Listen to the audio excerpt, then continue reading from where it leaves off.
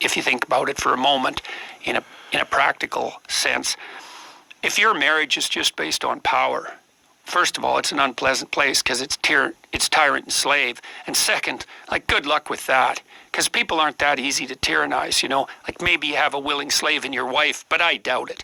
If you're just trying to play power games with her, she's going to fight back with everything she's got. And then if you have friends, it's like, that's a relationship of mutual exploitation, is it? Then you're just a bully with henchmen, and they're going to stab you in the back the first chance they get. You're a mob man. You're a mob leader. Yeah. Well, worse than that even. A dictator. You're a dictator. And people say, well, look at how successful dictator psychopaths can be, but I look at them and I think, well, that's your definition of success. Yeah, man. What is success? I mean, how are you spiritually fulfilled? You're the biggest devil in hell. Yeah, are you happy? Yeah, right. Yeah, well, the leader of a bad place might be the person who's worst off. Yeah. In some fundamental sense, right? They're the most corrupt. Isn't that funny, though, that the way we define success is power and money? Like, those are, like, you look how successful they are. Yeah. Power and money. Well, a complete absence of love and trust and respect and it's basic human dignity. Well, it's also not really how people operate. So there's an anthropological literature on the formation of elders in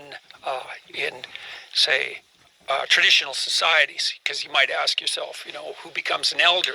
And if you were a Marxist cynic, you'd say, well, those who used exploitation to dominate, like the priestly class or something like that. And that goes along with the supposition that, religion is the opiate of the masses. And some of that's obviously true, but a lot of it isn't.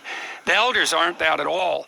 They're the people who others go to spontaneously to ask for counsel. Yeah. And then you ask, well, who do people naturally gravitate towards for counsel?